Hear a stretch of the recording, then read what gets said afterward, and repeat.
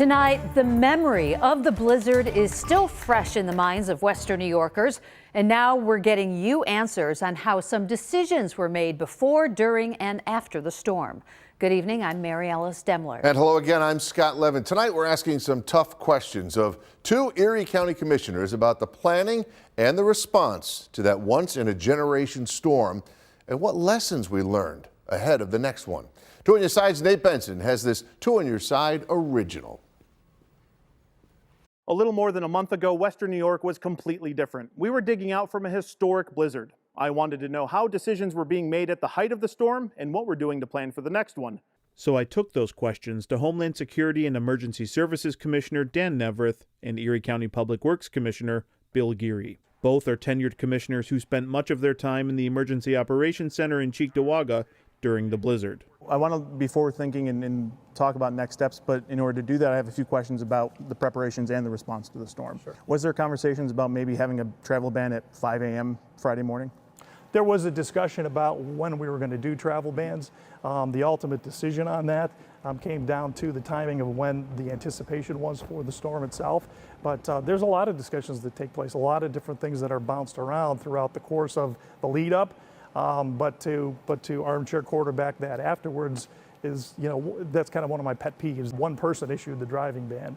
Mm-hmm. Every one of the municipalities out there has that ability to not only declare a state of emergency, but issue their own driving ban. I guess knowing that regardless of if it started at 8 or 10 or 12, we knew by 5 o'clock it was going to be a nightmare out there. Couldn't it have just been at 7 a.m. driving ban and that's the end of it? Or am I wrong in that? Well, I think there's the understanding too that there are people that work overnight shifts, that there will be people that will be returning home. So there's a lot of factors that go into it, not just everybody works 9 to 5, not everybody works 8 to 4.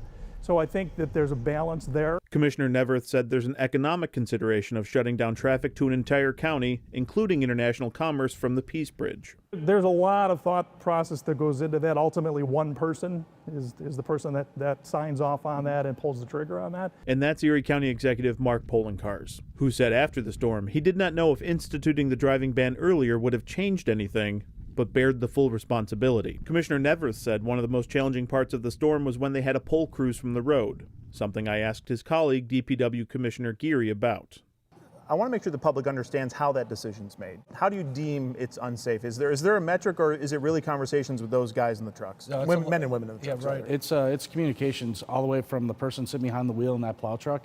If they get in a position that they're unsafe, we definitely don't need to go rescue the rescuers. Reports were coming in from the 2 northern districts and some of the first ring suburbs that they couldn't even see the windshield wipers on the plows. As the winds finally calmed and the sun rose on a blanketed Buffalo Christmas morning, the cleanup began. In the thick of the storm documented that there was a bit of a coordination issue with the county and the city. How did that occur, and how can it get fixed in the future? So at my level and on down at the city with Commissioner Martin and myself, we talk continuously, and some of his staff.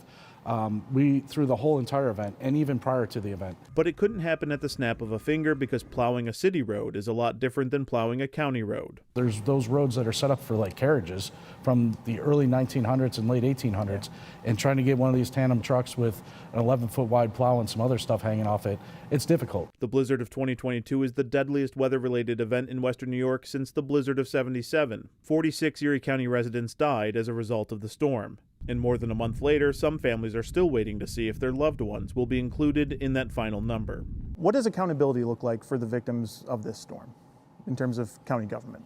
I would tell you that there's not a single person that worked in the Emergency Operations Center that worked through this event, and it's not just in the county, but it's throughout the county, that also doesn't feel a part of that loss.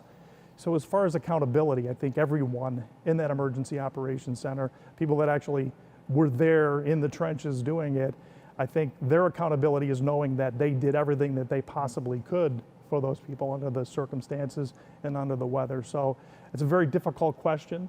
County officials continue their post-storm action reports, including conversations with the state about the ripple effect when the thruway closes to commercial traffic. The DPW says one of the biggest lessons they learned is they need to make sure their crews are better prepared to possibly be stranded for hours on end. And both commissioners want to look at how their messaging is getting out, saying many of their pre-storm warnings didn't get through.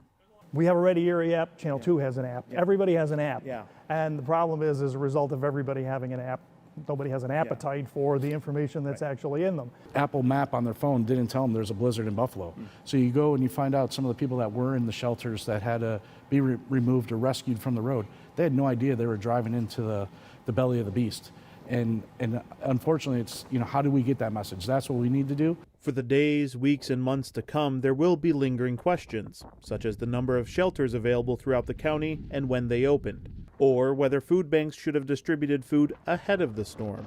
At the end of the day, we won't know if the lessons learned during the blizzard will be realized until the next storm arrives. Reporting from the DPW barn in West Falls, Nate Benson, Channel 2 News.